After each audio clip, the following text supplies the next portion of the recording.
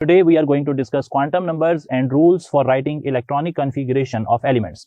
सबसे पहले हम बात करेंगे क्वांटम नंबर्स क्या होते हैं, कितनी टाइप्स के क्वांटम नंबर होते हैं, और उसकी बेस पर हम एक्सप्लेन करेंगे शेप्स ऑफ सब ऑर्बिटल्स, और उसके साथ ही डिफरेंट रूल्स देखेंगे इलेक्ट्रॉनिक कन्फिगरेशन को लिखने के, like n+l rule, aufbau principle, Hund's rule and Pauli's exclusion principle, और उन्हें अप्लाई करेंगे पास पेपर्स और कुछ एडिशनल क्वेश्चंस को सॉल्व करने में। तो first we are talking about quantum numbers. What are quantum numbers? Quantum numbers are actually set of numerical values. Basically quantum numbers का कॉन्सेप्ट हमें क्वांटम मैकेनिक्स से मिलता है, जिसमें श्रोडिंगर, डिराक और इस तरह के और साइंसदान जो हैं उन्होंने मिलकर हमें ये इंफॉर्मेशन दी है कि आप एक इलेक्ट्रॉन की पोजीशन स्पेसिफाई कर सकते हैं, इलेक्ट्रॉन की प्रॉपर्टी स्पेसिफाई कर सकते हैं विद इन द एटम, उसकी लोकेशन फाइंड कर सकते हैं by simple set of numbers, और these numbers are called quantum numbers. तो quantum numbers are set of numerical values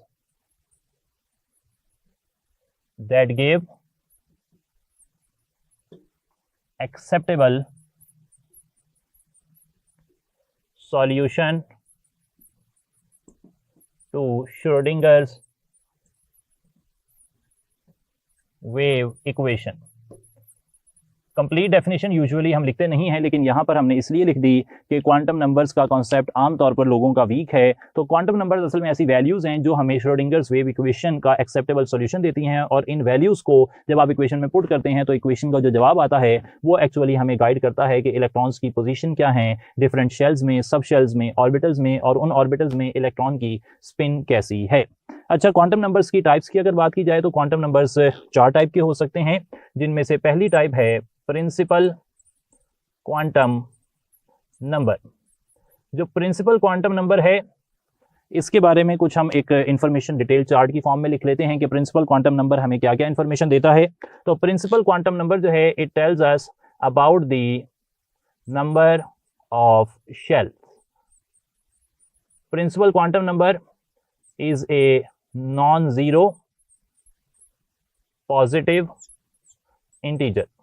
हमेशा ये नॉन जीरो वैल्यू रखता है, और पॉजिटिव वैल्यू का मतलब है कि ये नेगेटिव भी नहीं हो सकता, -1, -2, -3 नहीं हो सकता, 0 नहीं हो सकता, 1, 2, 3, 4, 5 इस तरह की इसकी वैल्यूज हो सकती हैं।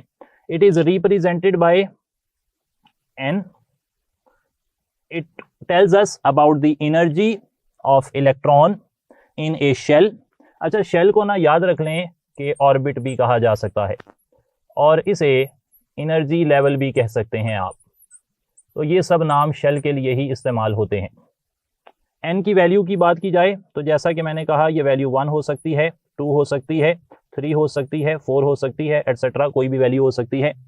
प्रिंसिपल क्वांटम नंबर रिलेट करता है with energy of shell by this formula -1313.31 over n²। It is related to radius of shell by the formula 0.529 angstrom into n²। Principal quantum number अगर आपको पता होगा तो आप कैलकुलेट कर सकते हैं number of electrons in a shell. इसके लिए आप फॉर्मूला यूज करेंगे 2n²। इसके अलावा सिर्फ यही नहीं, आप मालूम कर सकते हैं कि एक शेल के अंदर कितने सब शेल होंगे, और उसके लिए आप फॉर्मूला यूज करेंगे number of sub shells in a shell. ये वैल्यू बराबर होती है n के। इस बात को एक्सप्लेन करता चलूं, अगर n की वैल्यू 1 है, यानी कि फर्स्ट शेल की बात हो रही है, तो उसमें नंबर ऑफ सब शेल्स भी ओनली 1 सब शेल होगा। 1 सब शेल होगा पहले शेल के अंदर, और उसका नाम होगा s। सेकंड शेल के अंदर 2 सब शेल होंगे, और उन सब शेल्स के नाम होंगे s और p। थर्ड शेल के अंदर देयर वुड बी 3 सब शेल्स, और उन सब शेल्स के नाम होंगे s, p और d। और इसी तरीके से फोर्थ शेल के अंदर देयर वुड बी 4 सब शेल्स, और उन 4 सब शेल्स के नाम होंगे s, p, d और f।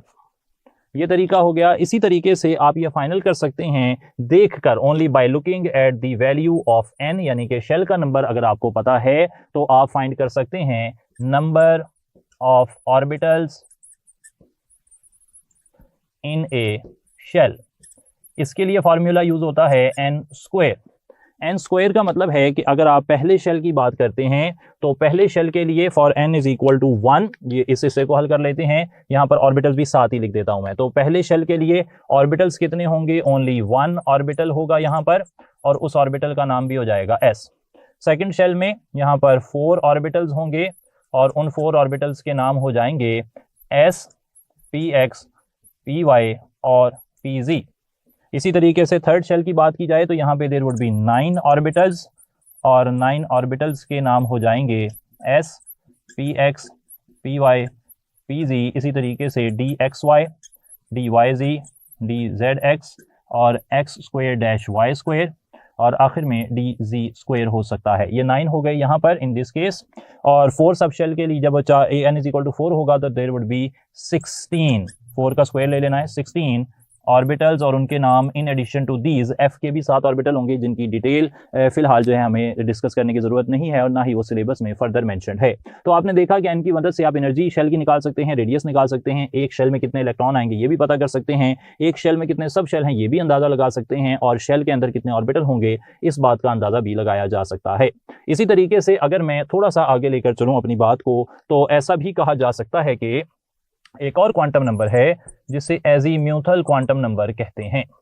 अच्छा, एजीम्यूथल क्वांटम नंबर ना इसे L से जाहिर किया जाता है। एजीम्यूथल क्वांटम नंबर पर बात करने से पहले n की एक और प्रॉपर्टी मैं यहाँ पर डिस्कस कर लेता हूँ, और वो ये है कि जो लाइमन सीरीज है जिसके बारे में हमने लास्ट टाइम बात की थी, बाल्मर सीरीज है, पास्कन सीरीज है, यानी कि ये सारी सीरीज जो हैं इनकी जो मेजर लाइंस होती हैं explained by principal quantum number, उन्हें प्रिंसिपल क्वांटम नंबर से एक्सप्लेन किया जा सकता है। अच्छा, हर शेल के अंदर अब होते हैं छोटे छोटे सब शेल, उन्हें एजीम्यूथल क्वांटम नंबर से शो किया जाता है। और एजीम्यूथल क्वांटम नंबर के बारे में कुछ इन्फॉर्मेशन अब हमें लिखनी चाहिए।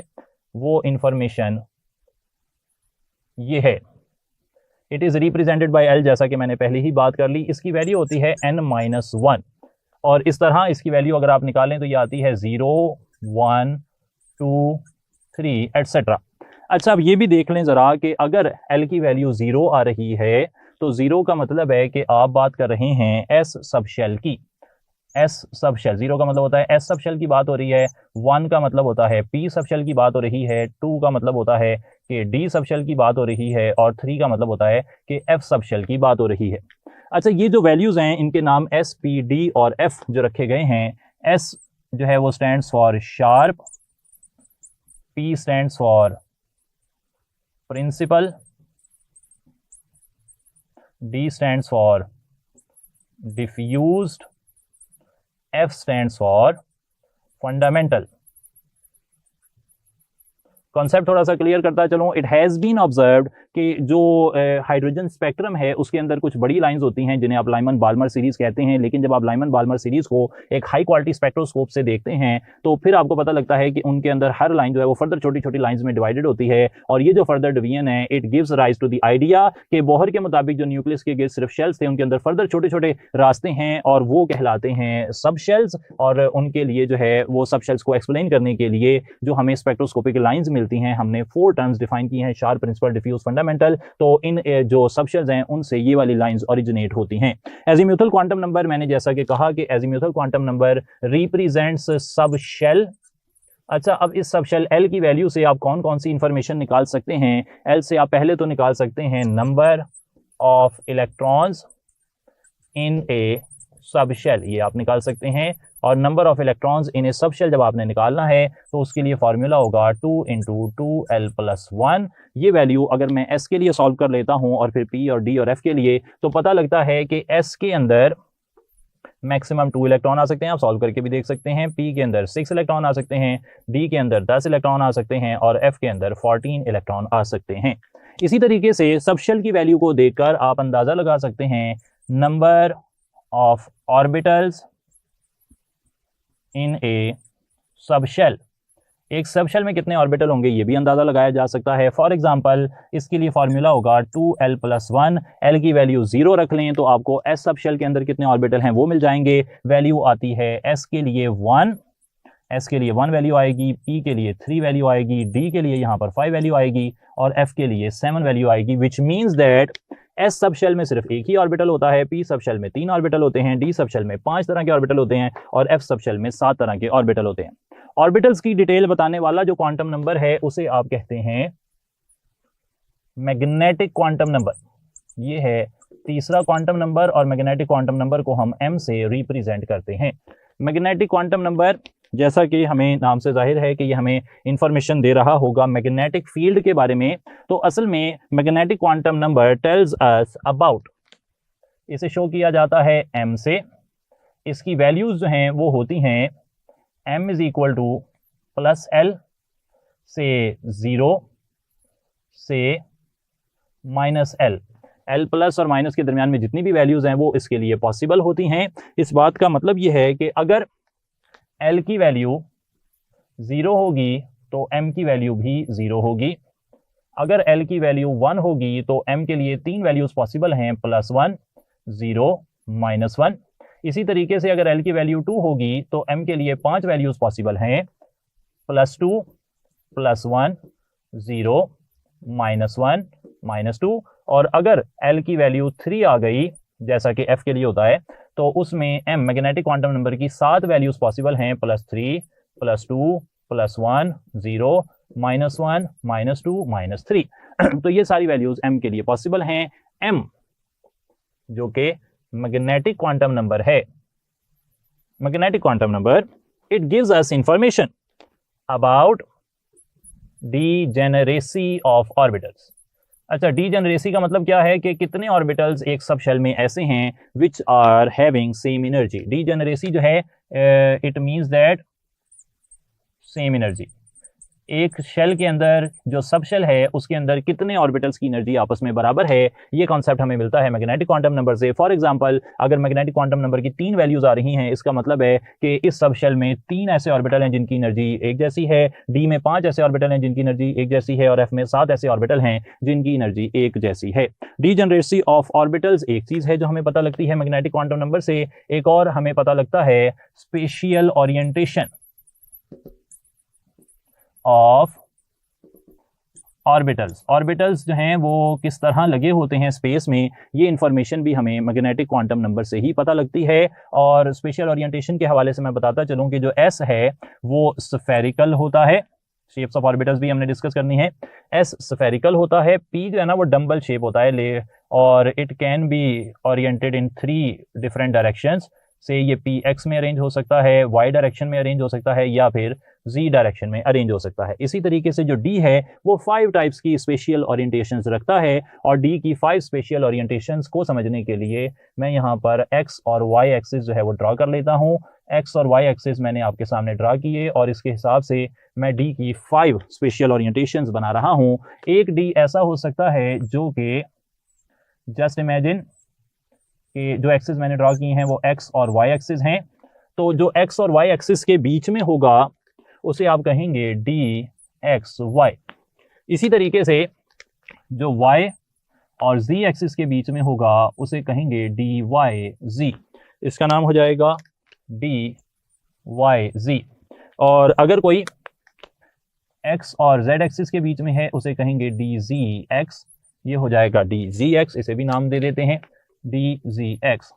अच्छा, अब कोई अगर x और y एक्सिस के ऊपर है इस तरह, तो इसका नाम हो जाएगा D X square dash Y square. और अगर कोई z एक्सिस के ऊपर है तो इसे कह देंगे, इसमें कॉलर भी होता है, इसे कहते हैं D Z square. It is a bilobed structure with collar. तो इसमें बाइलोब्ड स्ट्रक्चर है विद कॉलर, बाकी सब जो है वो टेट्रालोब्ड स्ट्रक्चर हैं। डी यूजुअली टेट्रालोब्ड होते हैं, पी बाइलोब्ड होते हैं, एस स्फेरिकल होता है। एक एटम जो है उसकी अगर बात की जाए तो उसमें सेंटर में से न्यूक्लियस है, तो उसके गिर्द जो 1s है वो साइज में छोटा होता है, 2s जो है वो साइज में बड़ा होता है, और जो एक्सिस के दरमियान में स्पेस है, फॉर एग्जांपल इस स्पेस की बात की जाए तो यहाँ पर इलेक्ट्रॉन्स जो है ना वो एग्जिस्ट नहीं कर सकते, जो दरमियान में सारा ये वाला एरिया जो है, और इसे आप जो है वो नोड कह सकते हैं फॉर एग्जांपल। और इसी तरीके से ये वाला जो एरिया है इसे आप कह देंगे, यहाँ पर इलेक्ट्रॉन्स के पाए जाने का इम्कान जो है वो 0 है, इसे आप कह देंगे कि आपने एक प्लेन बना ली है, तो it is called nodal plane.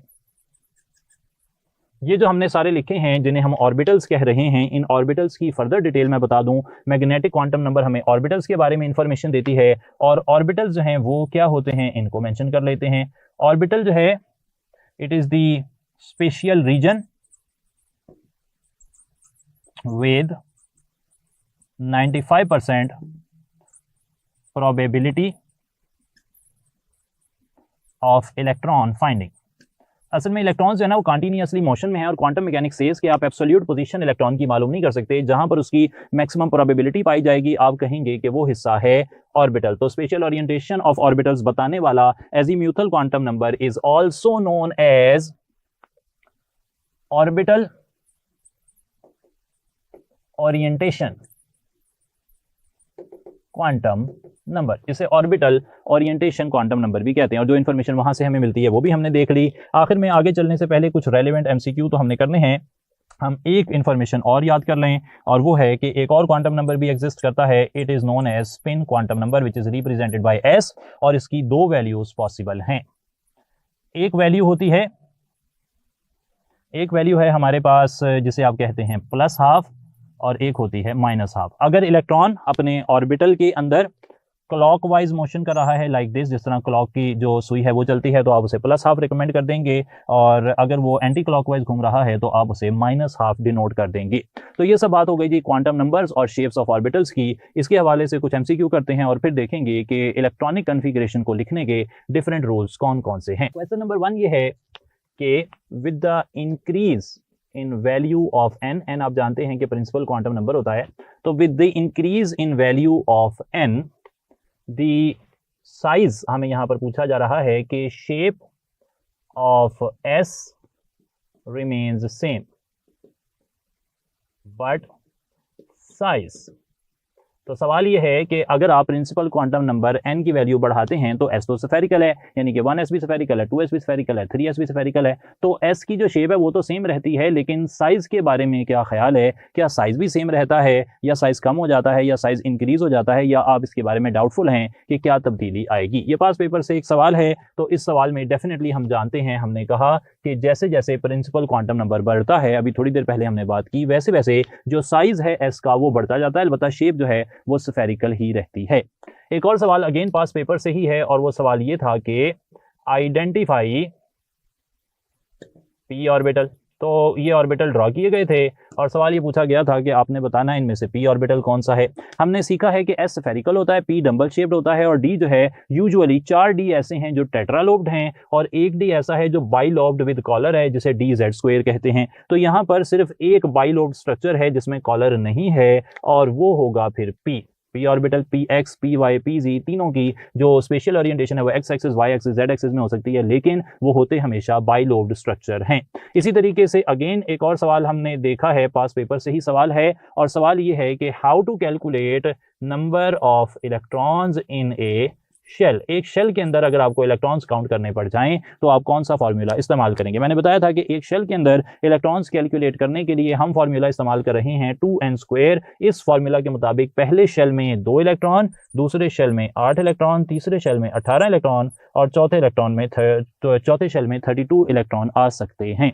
तो ये इंफॉर्मेशन भी आपने याद रखनी है। इसी तरीके से मैं बताता चलूं कि जो s सब शेल होता है उसमें 2 इलेक्ट्रॉन, p सबशेल जो होता है इसके अंदर मैक्सिमम 6 इलेक्ट्रॉन आ सकते हैं, d सबशेल के अंदर 10 इलेक्ट्रॉन आ सकते हैं मैक्सिमम, और f सबशेल के अंदर मैक्सिमम जो है वो 14 इलेक्ट्रॉन आ सकते हैं। और ये भी बात आपसे बिल्कुल जो है आपको पता ही होगी कि किसी भी ऑर्बिटल में मैक्सिमम सिर्फ 2 इलेक्ट्रॉन आ सकते हैं। s में 2 इलेक्ट्रॉन, px में 2 इलेक्ट्रॉन, py में 2 इलेक्ट्रॉन, pz में 2 इलेक्ट्रॉन, dxy में 2 इलेक्ट्रॉन, dyz में 2 इलेक्ट्रॉन्स, dzx में 2 इलेक्ट्रॉन्स, dx²-y² में भी 2 इलेक्ट्रॉन्स, और dz² में भी 2 ही इलेक्ट्रॉन्स आ सकते हैं। कोई भी ऑर्बिटल 2 से ज्यादा इलेक्ट्रॉन्स अकोमोडेट नहीं कर सकता।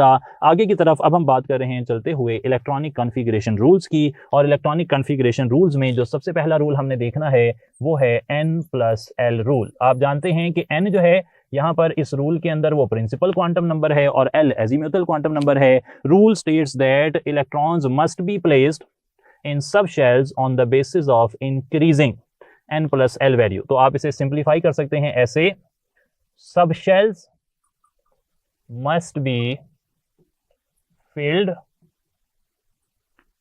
on the basis of increasing n+l value. तो सब शेल्स को n+l वैल्यू में इजाफे की बुनियाद पर आपको फिल करना चाहिए। अगर n+l वैल्यू कम है तो आप उसे पहले फिल करेंगे, n+l वैल्यू ज्यादा है तो आप उसे बाद में फिल करेंगे। इस आइडिया को मैं फर्दर एलेबोरेट करने के लिए यहां पर आपके सामने लिख रहा हूं कुछ सब shells like 1s, 2s, 2p, 3s, 3p, 4s और 3d। अच्छा, आप जानते हैं कि ये जो पहले वैल्यू लिखी होती है ये प्रिंसिपल क्वांटम नंबर होती है, और जो s और p हैं उनके लिए हम सब शेल की वैल्यू देख भी चुके हैं, मैं उन्हें अप्लाई भी कर देता हूं। यहां पर n की वैल्यू है 1, s के लिए l की वैल्यू होती है 0, आंसर आ गया इधर 1। इधर 2 + 0 यहाँ पर आंसर आ रहा है 2, यहाँ पर 2 + 1 आंसर आ रहा है 3, 3 + 0 यहाँ पर आंसर आ रहा है 3, 3 + 1 यहाँ पर आंसर आ रहा है 4, 4 + 0 यहाँ भी आंसर आ रहा है 4, और 3 + 2 हो जाएगा यहाँ पर आंसर बन रहा है 3 + 2, तो इसे हम चेंज कर लेते हैं 3 + 2 और यहाँ आंसर आ गया 5। ओके, अब आप देख सकते हैं कि सबसे कम वैल्यू जो है n+l की यहाँ है। इलेक्ट्रॉन सबसे पहले 1s में आएगा, फिर 2s में आएगा। यहाँ पर अगर एक कंफ्यूजन है 2p और 3s दोनों के लिए जो वैल्यू है n+l की वो सेम है, तो रूल फर्दर स्टेट्स दैट कि आपने सब शेल्स को on the basis of n+l value arrange करना है। लेकिन अगर आपके पास दो n+l वैल्यू सेम आ जाएं तो फिर आप रूल को कहेंगे कि for same n+l value electron is placed where n is smaller।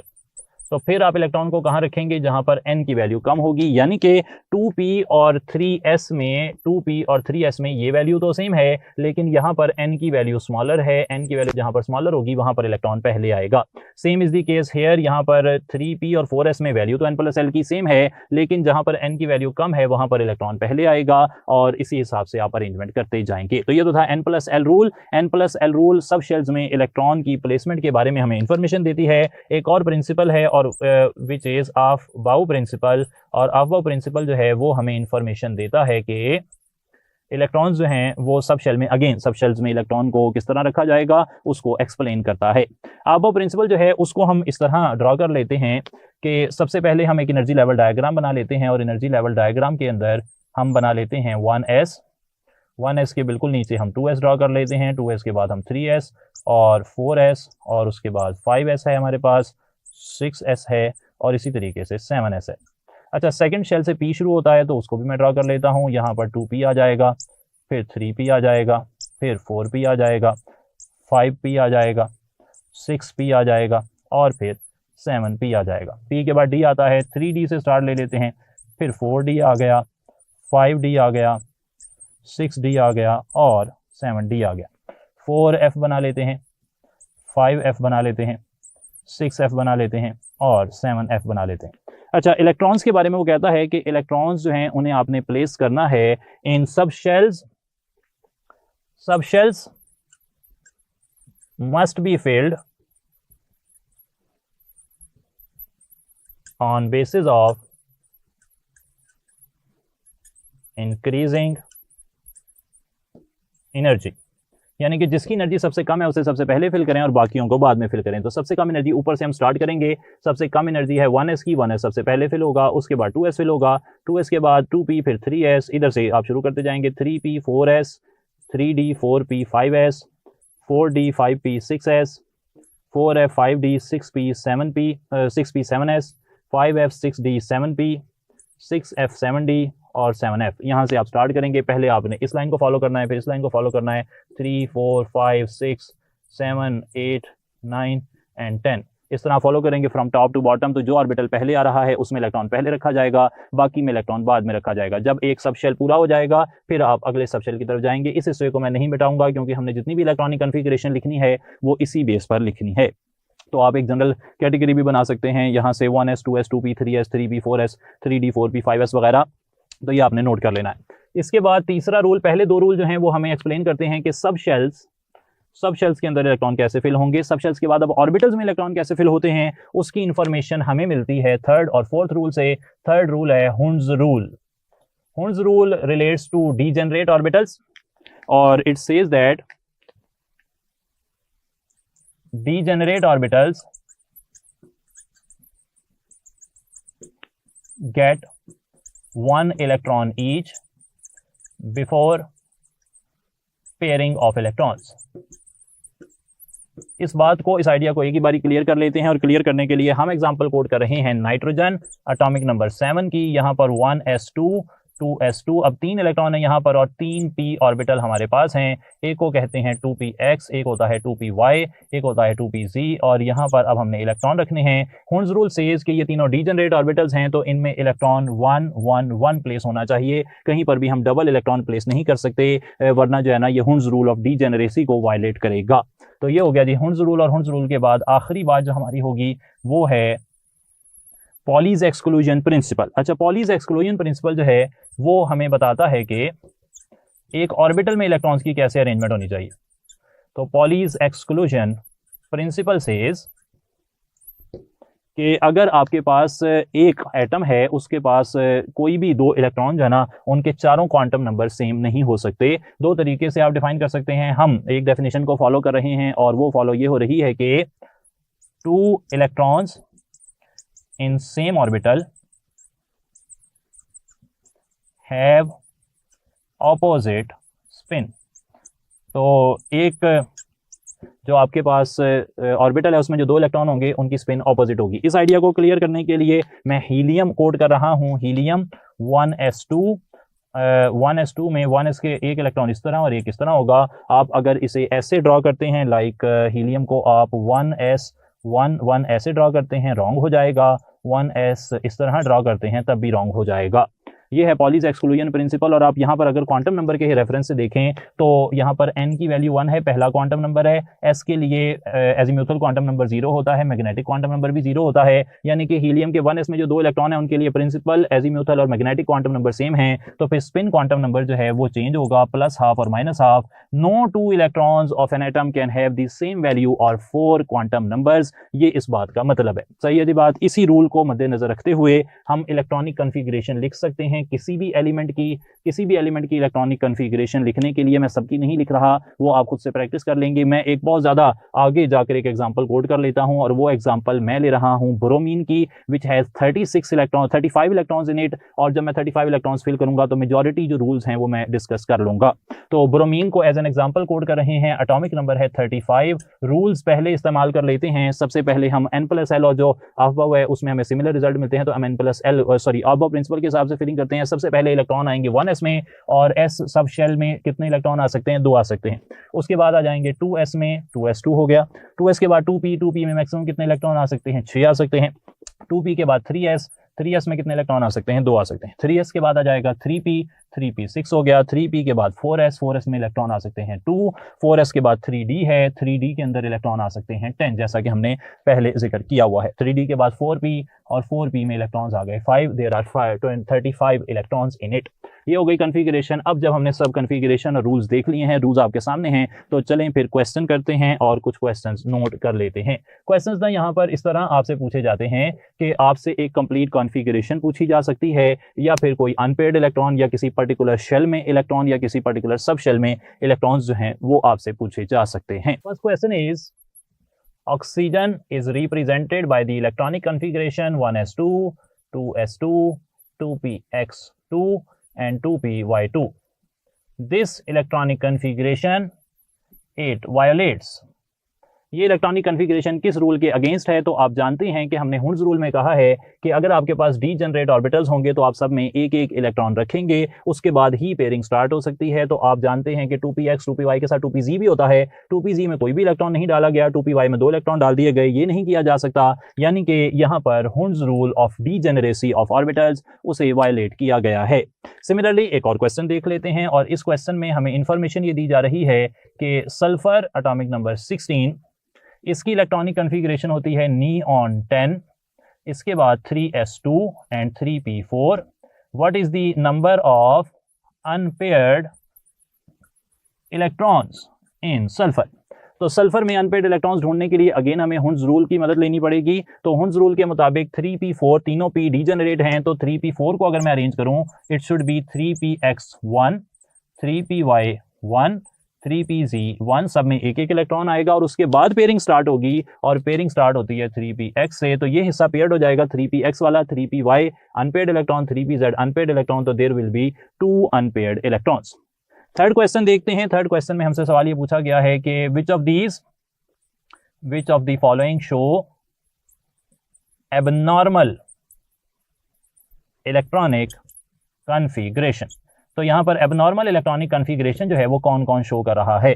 आप जानते होंगे, यकीनन हमने काफ़ी बात की है ट्रांजिशन एलिमेंट्स में इस टॉपिक पर, तो वहाँ से हमने देखा हुआ है। आप यहाँ पे दोबारा से प्रैक्टिस अलबत्ता लाजमी करेंगे कि क्रोमियम के केस में इलेक्ट्रॉनिक कॉन्फ़िगरेशन में 4s का 1 इलेक्ट्रॉन 3d में एक्साइट हो जाता है due to the extraordinary stability associated with half filled d, और इसी तरीके से कॉपर में एक इलेक्ट्रॉन एक्साइट होकर 3d10 कर देता है ताकि d कंप्लीटली फिल्ड हो जाए और उसके साथ भी एक्स्ट्रा ऑर्डिनरी स्टेबिलिटी जो है वो एसोसिएटेड है। तो you can say that both chromium and copper show abnormal electronic configuration. ये दोनों यहाँ पर एबनॉर्मल इलेक्ट्रॉनिक कॉन्फ़िगरेशन शो कर रहे हैं। अब हम मूव कर रहे हैं टुवर्ड्स ऑफबाउ रूल या ऑफबाउ प्रिंसिपल, और सवाल ये पूछा जा रहा है कि आइडेंटिफाई